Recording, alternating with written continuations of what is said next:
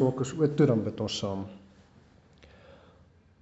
Ons almagtige God, Hemelse Vader, Here, ons dankie en ons loof en prys hier dat ons weer vanoggend hier by mekaar kan kom. Here, ons dankie vir u groot liefde en genade, dat u ook vir ons weer hierdie dag gegee het en hierdie geleentheid waar ons uit die woord uit kan hoor.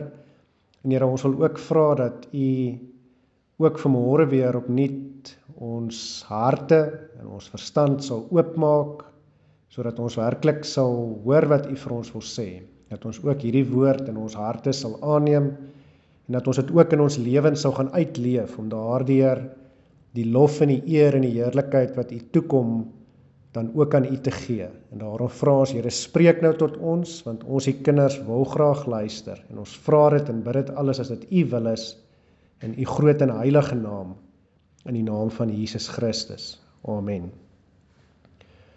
Goed, so ons is tegnies by die Sondag tussen Hemelvaart, wat nou donderdag was, en dan nou volgende Sondag is Pinkster, wanneer die Heilige Gees uitgestort word in die geskiedenis.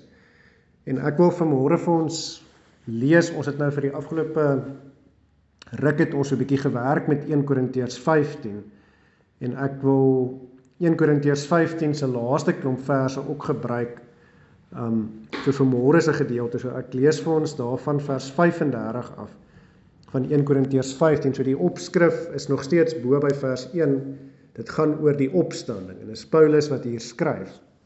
Nou goed, hy skryf hier, maar iemand sal sê, hoe word die dode opgewek, en met hoedanige liggaam kom hulle? Dwaase mens, wat jy saai word nie lewendig, as dit nie gesterf het nie. En wat jy saai nie die liggaam wat sal word nie, maar 'n blote korrel, byvoorbeeld van koring of van iets anders.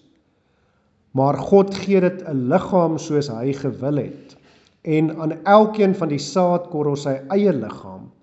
Alle vlees is nie dieselfde vlees nie, maar die vlees van mense is anders as die vlees van vee, en die van visse, anders as die van die voëls.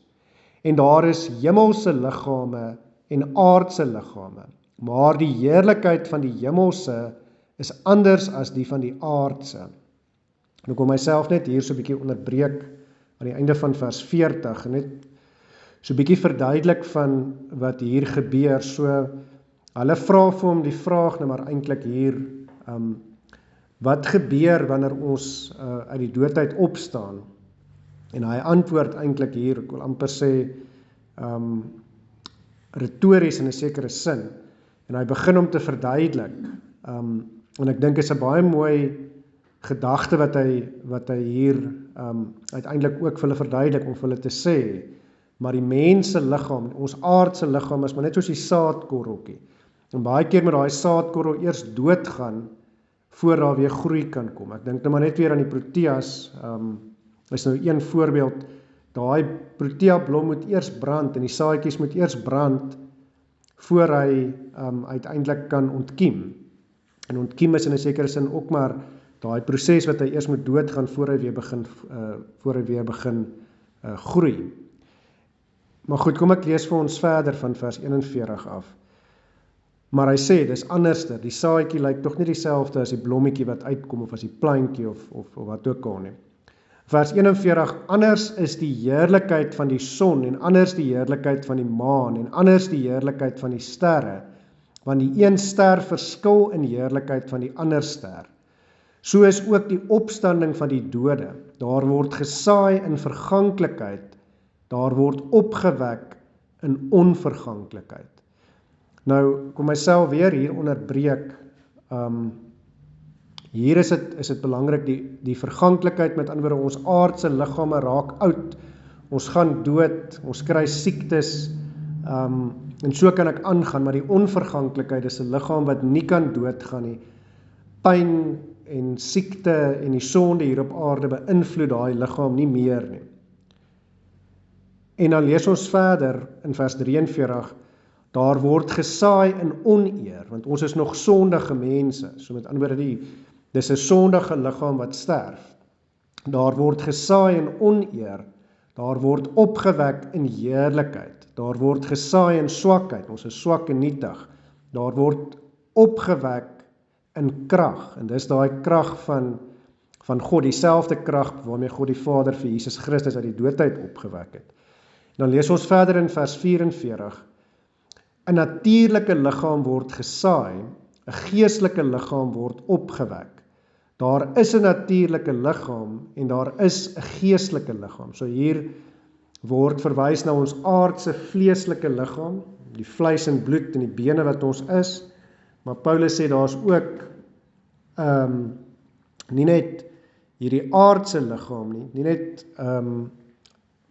hierdie vlees en bloed wil ek amper sê nie, maar daar is ook uiteindelik 'n geestelike liggaam, die verheerlikte liggaam wat ons sal kry wanneer ons eendag uit die doodheid opstaan. En dan lees ons verder, so is daar ook geskrywe, die eerste mens Adam het 'n lewende siel geword, die laaste Adam 'n lewendmakende gees. Die geestelike eweneel is nie eerste nie, maar die natuurlike, daarna die geestelike. So hy sê ons liggame is eers soos Adam sinne, vlees en bloed, en dan die geestelike aspek daarvan kom eers in 'n sekere sin wanneer jy in Jesus Christus glo, wanneer die Heilige Gees in jou hart kom bly, en uiteindelik is die volheid daarvan met die wederkoms, met die verheerlikte liggaam. Dan sê hy verder in vers 47, die eerste mens was uit die aarde aards, grond is jy of stof is jy, en tot stof sal jy terugkeer. Die tweede mens is uit die Here uit die hemel. So ons kry hemelse liggame, dis wat hy hier sê, verheerlikte liggame. Vers 48, soos die aardse mense was, so is ook die aardse mens, of soos die aardse mens, hy bedoel hier Adam, soos die aardse mens was, so is ook die aardse mense. So dit sê eintlik maar net vir ons, Adam was swak, nietig en sondig, hy het gesondig en hy het oud geword en hy het dood gegaan as 'n aardse liggaam. So is ons almal se aardse liggame, maar nou sê hy ook, en soos die hemelse mens is, en nou bedoel hy Jesus, so is ook die hemelse mense, soos ons opgewek word, kry ons verheerlikte liggame, wat nie oud word nie siek word nie, en waar die geestelikheid eintlik voor opstaan. En vers 49, en soos ons die beeld van die aardse gedra het, so sal ons ook die beeld van die hemelse dra. So dit is ook belangrik, so hy sê, ons het aardse liggame gehad, dis hoe ons gelyk het, onthou Genesis sê vir ons is na die beeld van God geskape, man en vrou, maar ons sal toe die sondeval gekom en het daai prentjie so 'n bietjie versteur, ons sal in die volmaaktheid weer, soos die hemelse mens, soos Jesus Christus verheerlikte liggame uiteindelik hê. En dan sê hy in vers 50, maar dit verklaar ek, broeders, dat vlees en bloed die koninkryk van God nie kan beerwe nie. Ook beerwe die verganklikheid, nie die onverganklikheid nie. So die verganklikheid is hierdie aardse lewe, die sonde en alles wat daarmee saam is, en die onverganklikheid is die ewige lewe. En hy sê ook, hierdie aardse liggame is te swak, te sondig. Dit kan nie die hemel ingaan nie. Maar daarom kry ons verheerlikte liggame eendag met die wederkoms. En dan sê vers 51, kyk, ek deel julle 'n verborgenheid mee. Ons sal wel nie almal ontslaap nie, ons sal nie almal doodgaan nie, miskien gaan die wederkoms aanbreek terwyl ons nog lewe, maar ons sal almal verander word, met ander woorde ons sal verheerlikte liggame kry. En hoe gaan dit gebeur, of wanneer? Hy sê dit dan ook hier, in 'n oomblik, in 'n oogwink by die laaste bassein. Die laaste bassein is wanneer die wederkoms aanbreek. Want die bassein sal weer klink en die dode sal onverganklik opgewek word. Met ander woorde onverganklik, nou kry hulle verheerlikte liggame wat nie meer kan vergaan nie. En ons sal verander word.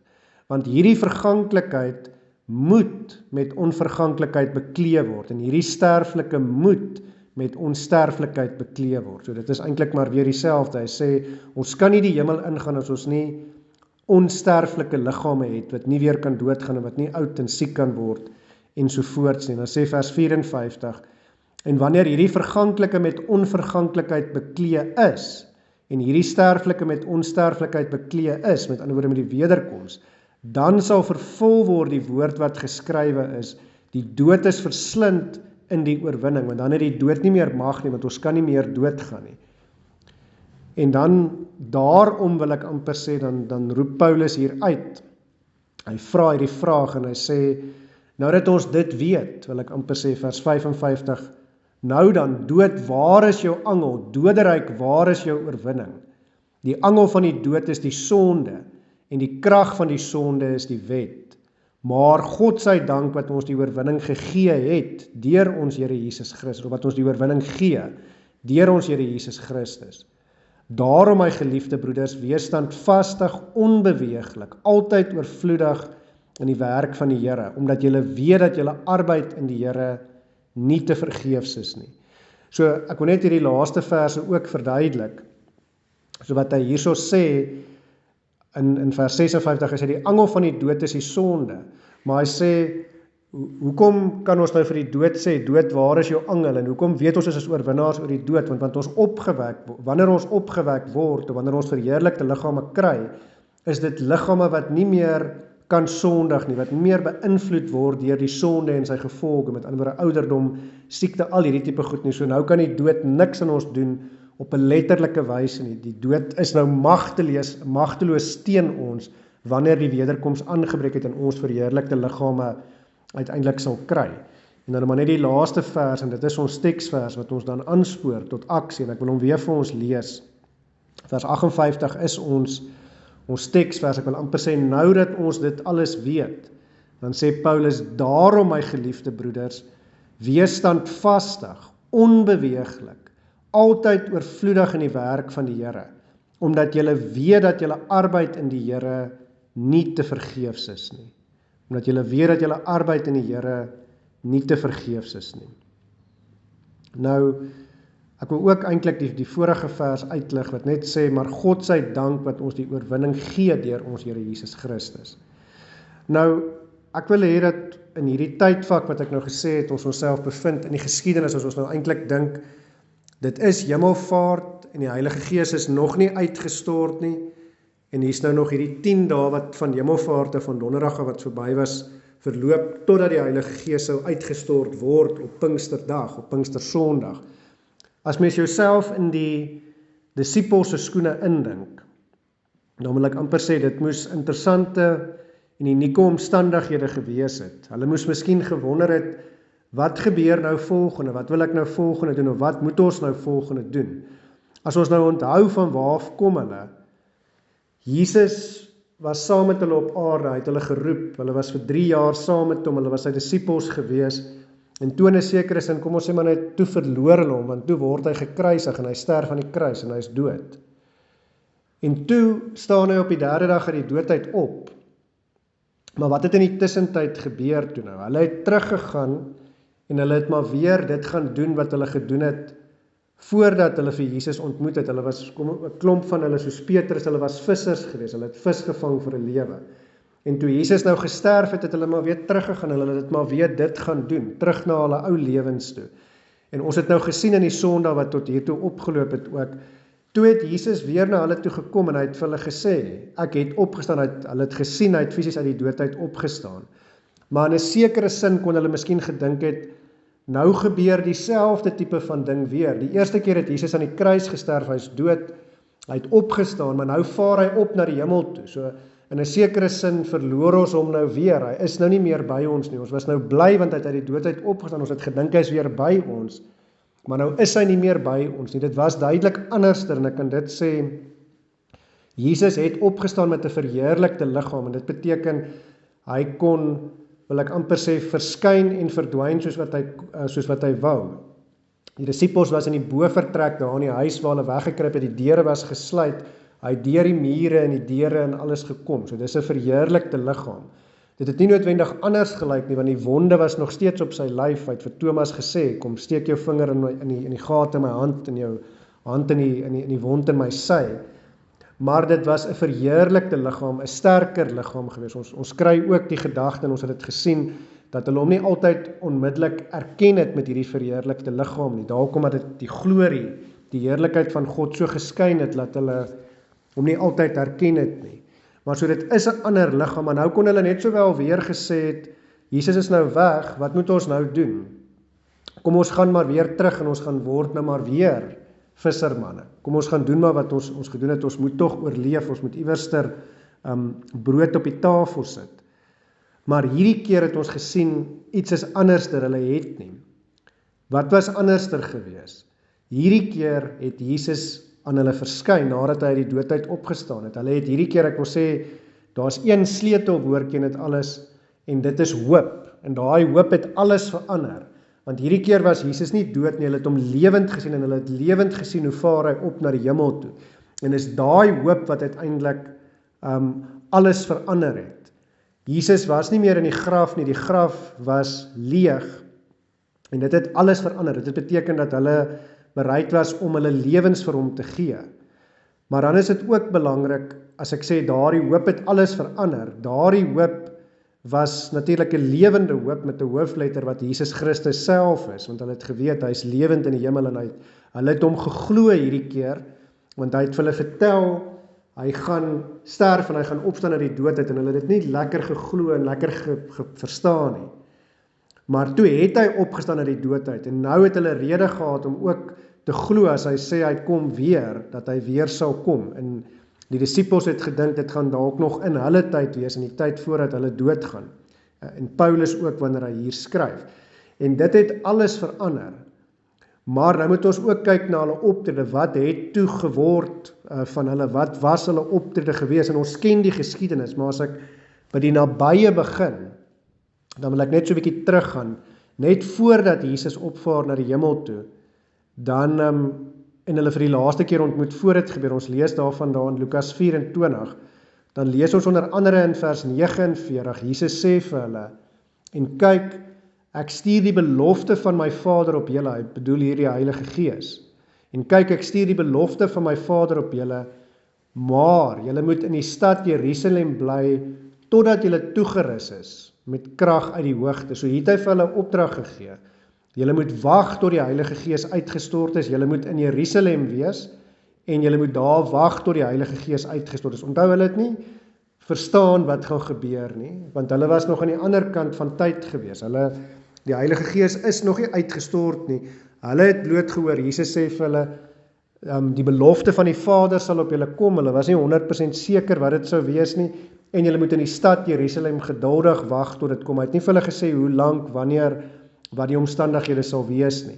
Maar dan lees mense 'n paar verse later, ook in Lukas 24, daar in vers 51 en 52, nou is ons by die hemelvaart. So hy het hierdie vir hulle voor die tyd gesê, nou is hy besig om op te vaar na die hemel toe, en terwyl hy hulle seën, het hy van hulle geskei en is in die hemel opgeneem. En hulle het hom aanbid en na Jerusalem teruggegaan met groot blydskap. So ons sien hier twee goeders. Ons sien eerstens die aanbidding, en in 'n sekere sin is dit ook wat ons doen elke keer wanneer ons kerk toe kom, dan is daai aanbiddingsaspek. Maar wanneer ons vir God leef met ons lewens, is ons voortdurend besig om hom te aanbid. Maar ons sien ook die gehoorsaamheid, ek wil amper sê in besonderse detail. Jesus het gesê, gaan terug Jerusalem toe, wag in Jerusalem. En hulle het presies dit gedoen. Hulle het nie na Kapernaum toe, of na Bethlehem toe, of na een of ander plek, of na Nazareth toe, of iewers daarheen gegaan nie. Hy het gesê Jerusalem, en hulle het spesifiek geluister Jerusalem. So ons sien die gehoorsaamheid van sy disippels. Hulle het geluister na presies wat hy gesê het. En dis belangrik, want ons moet verstaan, die Heilige Gees is daar in Jerusalem uitgestort. Dis waar al die mense bymekaar was op Pinksterdag. So as hulle nie daar was nie, sou ons miskien die redenasie kon maak, en ons sou kon gesê het, as hulle nie daar was nie, sou hulle nie die Heilige Gees op daardie dag ontvang het nie, want dis waar die Heilige Gees uitgestort is. En dan sou die wêreld drasties anders gewees het. Miskien as hulle nie daar gewag het nie, en hulle nie daar die Heilige Gees ontvang het nie, en daardeur sê ek nie dat hulle nie die Heilige Gees op enige ander plek of enige ander manier kon kry nie. Dis nie die punt nie, maar die punt is, hulle het die Heilige Gees daar ontvang, hy is daar uitgestort, en van daar af het hulle uiteindelik die wêreld ingegaan, soos wat Jesus se verdere opdrag ook was. Maar, as hulle nie daar die Heilige Gees ontvang het nie, dan het hulle dalk in elk geval teruggegaan en weer vissers gaan word. Dan het hulle nie die wêreld ingegaan, kerke gaan stig, mense gedoop in sy naam, soos wat hy sê, en dan was ons dalk vandag nie hier as kerk nie, dan was daar dalk nie vandag so iets soos die kerk gewees nie, maar is juist deur hulle gehoorsaamheid ook, wat hulle die seën van die Here ontkry, die krag van die Here gekry het, om die opdrag, die verdere opdragte wat hy hulle ook beveel het, uiteindelik uit te voer. Maar noukeurig, want eers het hy vir hulle gesê, wag in Jerusalem en julle sal krag ontvang, en dan wanneer julle die krag ontvang het, Handelinge 1 vers 8, gaan dan uit na die res van die provinsies en die lande toe, en tot aan die uithoeke van die wêreld, en gaan doop hulle, Matteus 28, in die naam van die Vader en die Seun en die Heilige Gees, en leer hulle om alles te onderhou wat ek vir julle beveel het. So dit is belangrik dat ons dit sal raak sien, daardie gehoorsaamheid. En dan is my vraag uiteindelik terug vir ons. Leef ons nog in gehoorsaamheid tot dit wat God van ons afvra? Leef ons nog met 'n lewende hoop? En ek wil hê dat ons vanmôre so 'n bietjie fokus op al twee daai aspekte, en ek wil net so kortliks sê dat ons hier in die gedeelte wat ons gelees het, dat ons ook gaan kyk na hoe lyk hoop en hoe lyk gehoorsaamheid. Want dit is uiteindelik belangrik, en ons kan ook weet dat ons kan ook soos die disippels, en moet ook soos die disippels uiteindelik op God vertrou. Hy het gesê hy kom weer, en hy sal weer kom om ons te kom haal, en wanneer hy weer kom, of ons nou nog lewe en of ons sterwe, dan kry ons verheerlikte liggame. En daarom moet ons in sy hoop leef, en moet ons met gehoorsaamheid uiteindelik leef. Nou die eerste ding is ons hierdie vraagie net vra, hoe lyk gehoorsaamheid en hoe lyk hoop? Ons sien in vers 39 iets wat ek wil uitlig, en ek wil vers 39 weer vir ons lees. Ons het hier in vers 39 gelees, alle vlees is nie dieselfde vlees nie, maar die vlees van mense is anders as die vlees van vee, en van visse anders as die van die voëls. Nou, ons kan seker baie daaroor sê, maar wat vir my hier uitstaan is, God sê die mens is uniek, sy vlees is uniek, en dit is omdat die mens natuurlik na die beeld van God geskape is. So ek wil weer terugkom, ek sê dit baie, dit beteken ons identiteit lê in Christus, want ons is na sy beeld geskape.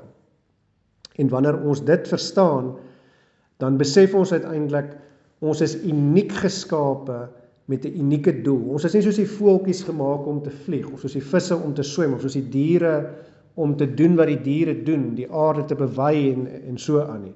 Nee, ons is met 'n spesifieke doel gemaak, spesifieke, unieke mense, elkeen van ons, elkeen met 'n unieke en 'n spesifieke doel, en ons moet daardie doel ook uitleef, en daardie identiteit van ons en doel het alles te maak met die hoop wat ons het, omdat ons weet Christus het vir ons oorwin.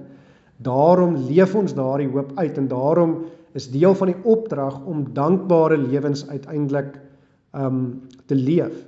En hoe lyk daardie dankbare lewens? Dis natuurlik om eerstens die wet te onderhou, nie omdat ek deur die wet gered gaan word nie, maar uit dankbaarheid uit, om disippels te maak van al die nasies, soos ons nou gehoor het. En interessant genoeg, een van die ander opdragte in die Bybel is om kerk toe te kom. Ek dink aan Hebreërs 10 vers 25, moenie die onderlinge byeenkoms verondersuim nie, maar kom kerk toe, aanbid, gebruik die nagmaal. Jesus sê vir sy disippels, doen dit so dikwels as julle kan tot my nagedagtenis, en dit kan net gebeur by die kerk, onderhou die sakramente. En dit kan net alles gebeur as ons werklik dankbaar is. En daardie dankbaarheid is in 'n sekere sin 'n weerspieëling van ons hoop. Ons weet Jesus het opgestaan, en daarom weet ons sal opstaan. En daarom uiteindelik kan ons nie anders nie, borrel die dankbaarheid uit ons binneste uit.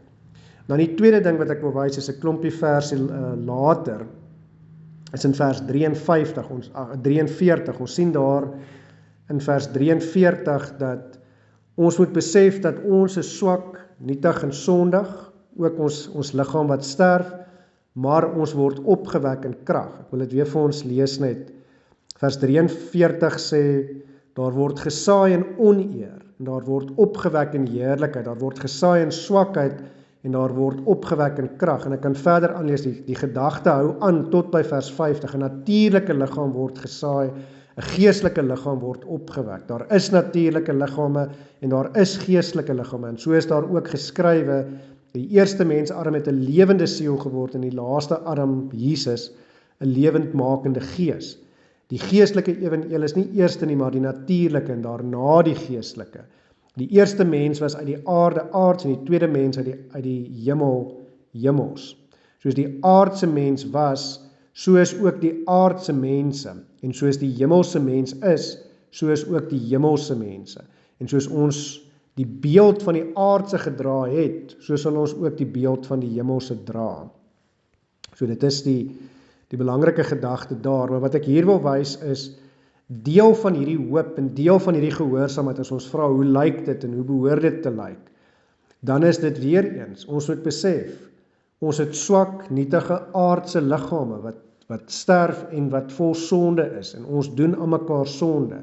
So dit beteken, deel van hierdie proses van hoop, is dat ons ook sal besef, ek kan myself nie red nie, maar my hoop is in Christus, en hy kan my red, nie net hy kan my red nie, hy het my alreeds gered, dis hoekom ek hoop het, maar ek moet ook my sonde voor God bely, ek moet besef, dat wat aards is aards, en dit sterf, en dit wil ek amper sê, is nie waardig om in die hemel in te gaan nie, en daarom het Jesus vir ons kom sterf, en vir ons kom oorwin, sodat hy ook, deurdat hy die dood oorwin het, uiteindelik vir ons verheerlikte liggame uiteindelik kan gee.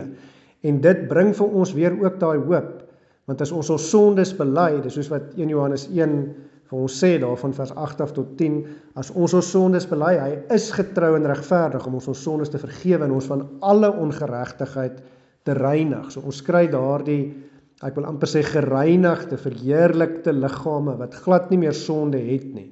Maar dit begin eers weer by 'n sonde besef en 'n sonde belydenis. En dan is dit maklik om net te sê, ek besef my sonde en ek vra vir die Here om my te vergewe, maar ek wil amper sê, dis ook nie goed genoeg nie. Want ons almal is sondig en ons almal kan erken dat ons dalk sondig is. Wel, vir party mense is dit moeilik. Maar die werklike, wil ek amper sê, uitdaging kom daarby in, om dit nie net te bely nie, maar om te draai. Om te sê, ek gaan nie meer sondig nie. Ek gaan die sonde oorwin deur die krag van God. Ek gaan my lewe verander. En dit is die belangrike ding wat ons hier uiteindelik ook moet verstaan. En dan die laaste ding wat ek op wil wys, is in die laaste klomp verse, dis hierdie pragtige verse hier aan die einde van Paulus, en dit is dat ons is nie meer bang vir die dood nie. Dit is hoe gehoorsaamheid, maar ook hoop uiteindelik lyk. Dit is om nie meer te leef asof die dood enige krag oor ons het nie. So ons is gehoorsaam om te leef soos uitverkore, geredde kinders van God, en alles wat hy van ons daar binne vra. En ons is nie bang vir die dood nie. Daarom leef ons tot eer van sy naam. En hoe lyk dit? Ek wil terugkom na ons teksvers toe. As ons hier in ons teksvers weer lees, dan sien ons daarom, my geliefde broeders. Hy sê, die daarom is belangrik, want die daarom is, omdat julle weet, die dood het geen meer angel nie, die dood het geen meer krag nie. Al het hy dalk nou nog hier op aarde, maar julle is God se kinders, hy het julle gered, en daarom weet julle dat hy eintlik alreeds geen krag op julle het nie, want is nie doodgaan hier nie, dis maar net soos 'n saadjie wat gesaai word, dis die begin van iets mooier en iets groter. Julle is hier maar net soos saadjies, maar julle sal vir God blom soos blomme, wil ek amper sê in die ewige lewe. Die dood het nie krag oor julle nie, en so ook nie die sonde en die duiwel nie. Daarom is die daarom hier belangrik, en hy sê, daarom my geliefde broeders, wees standvastig, onbeweeglik, met ander woorde, staan vas in die geloof. Hierdie hele ding waaroor ons vandag praat, die verheerlikte liggaam, dit is die laaste stap van daai 8 stappe van die heilsorde, waarop ek altyd so hamer, dit is die verheerliking, ons kry verheerlikte liggame met die wederkoms, maar totdat ons daar uitkom, is die stap net voor, die 7de stap, die volharding van die heiliges, met ander woorde, ons moet volhard in die waarheid van die leer, ons moet vasstaan, ons moet nie in die sonde val nie, wees onbeweeglik, bly by die waarheid, en staan vas by die waarheid, moenie twyfel of kant toe bieg, of soek of enige so iets nie, en weer eens, hoekom dit? Alleenlik wanneer ons die woord bestudeer, wanneer ons gereeld in gebed met die Here is, dat hy ons versterk. En dan sê hy ook, wees altyd oorvloedig in die werk van die Here, omdat julle weet dat julle arbeid in die Here nie te vergeefs is nie. So dit is nie altyd maklik nie, partykeer verg dit van ons fisiese krag, ons word moeg en ons voel ons wil nie meer aangaan nie. Maar hier is wat Paulus sê, hy sê, dis hoe hoop lyk, en dit is hoe gehoorsaamheid lyk. Hoop is die mense wat aanhou werk, die wat aanhou daar is vir die Here. Dit is hoe gehoorsaamheid lyk. Gehoorsaamheid is die wat aanhou werk, al is my aardse liggaam dalk soms swak, en dan voel ek kan nie meer nie.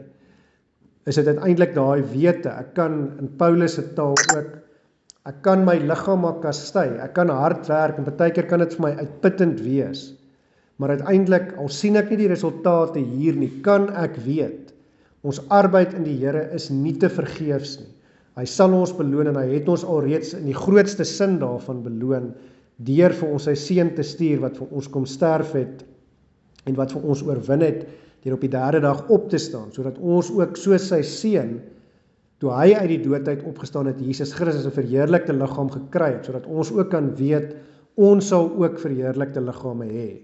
En uiteindelik wil ek maar net die vol sirkel trek en sê, as ons dit alles verstaan, dan sal ons antwoord met lewens van gehoorsaamheid. En hierdie teksvers van ons is juist dit, dis 'n lewe van gehoorsaamheid, want dan weet ons uiteindelik dat dit maak nie saak wat hier gebeur nie, maar die hoop van die opstanding, omdat ons weet Jesus het opgestaan en ons sal opstaan, maak dat al die harde werk wat ons hier op aarde doen, en dit beteken nie noodwendig dat ek moet nou die kerk se vloere elke dag skrob nie, of ek moet aan mekaar op die straathoeke staan nie, maar die harde werk wat ons vir die kerk doen is baie keer om by myself te begin, om te sê, Here, ek wil 'n goeie voorbeeld van U in die wêreld wees, so maak my gesond, gee dat ek in die geloof sal groei, gee dat ek 'n goeie voorbeeld sal wees, maak nie saak waar ek myself bevind nie, of dit by die huis is, of by die werk is, of by die kerk is, of by die familie is, of waar ook al, om daar uiteindelik vir U te werk. Dis baie keer moeilik, om in ons menseverhoudings nog steeds vir die Here te bly werk, deur ons geaardheid en ons gesindheid, en ons liefde teenoor ons naaste, wat ook 'n opdrag van die Here is, wees lief vir God, en wees lief vir jou naaste. Maar hier is die wonderlike God sê, daardie arbeid sal nie te vergeefs wees nie, wanneer jy aan my gehoorsaam is, wanneer jy die arbeid insit, wanneer jy liefde betoon, wanneer jy nie veronderstel is om liefde te gee nie, of wanneer jy liefde en respek gee, wanneer ander dit nie vir jou teruggee nie. Dit sal nie te vergeefs wees nie, en jy sal daarvoor uiteindelik beloon word, en dit is hoe werklike lewende hoop en werklike gehoorsaamheid tot eer van God uiteindelik lyk. En dit is hoe ons moet leef, omdat hy dit verdien. Hoekom? Omdat hy alreeds vir ons die versekering gee. Hy sal ons opwek, en dit wat ons sal word, is baie meer as dit wat ons nou is. Amen. Kom ons bid weer saam. Ons almagtige God, Hemelse Vader, Here, ons dankie en ons loof en prys U vir die voorreg wat ons ook kan hê, dat ons 'n lewende hoop kan hê in Jesus Christus, dat ons kan weet dat hy die dood vir ons oorwin het in ons plek, ja, dat hy daar aan die kruis, die toorn, die straf en die godsverlatendheid wat ons verdien as gevolg van die sonde, op hom geneem het. En Here, daarom, omdat hy ons ook deur die prys in ons plek te betaal, omdat hy ook sondelose lewe in ons plek hier op aarde geleef het, daarom kan hy ons ook regverdig maak voor God, kan hy ons ook reinig, sodat ons ook eendag met die wederkoms verheerlikte liggame kan kry. En Here, daarom wil ons opnuut weer vanmôre ook ons sonde voor U bely. Ons wil vra, Here, vergeef ons sondes, en gee dat ons nie meer sal sondig nie, maar dat ons tot eer van U naam hoopvolle, gehoorsame lewens dan ook sal leef. Here, ons weet, ons kan dit nie uit ons eie krag doen nie, maar alleenlik deur U genade. Here, ons dankie vir daardie genadegawe van die geloof ook, wat ons laat glo. Here, ons wil vanmôre ook weer opnuut vra, Here, gee dat ons nie sal twyfel nie, maar dat ons sal weet, U is ons koning, dat U ons versterk het, dat die Heilige Gees alreeds uitgestort is, en dat hy in ons harte woon. En Here, daarom vra ons ook, dring ons elke dag, dat ons nie meer sal sondig nie, maar dat ons lewens van hoop sal leef, dat die hoop wat ons van U af ontvang deur Jesus Christus, ook deur ons lewens uitgestraal sal word, en dat ons ook sal antwoord met dankbare gehoorsaamheid, omdat alle lof en alle eer U toekom tot in alle ewigheid. Here, ons vra ook, wees saam met elkeen wat siek is, elkeen wat hartseer en pyn beleef. Here, vertroos vir elkeen, maak vir elkeen wat siek is gesond, en bring vir ons dan ook genesing van ons pyne en ons kwale. Here, hier waar ons ook die winter ingaan, waar verkoues en siektes aan die orde van die dag is, wil ons ook vra dat U vir ons ook deur hierdie tyd sal dra, en dat U vir ons gesond sal hou, en dat U vir ons op elke dag weer die krag en die moed en die hoop sal gee, om ook tot eer en verheerliking van U naam te leef, omdat al die lof en die eer en die heerlikheid U toekom. Here, al hierdie dinge vra ons en bid ons nie omdat ons dit verdien nie, maar alleen as dit U wil is, in U groot en heilige naam, in die naam van Jesus Christus. Amen.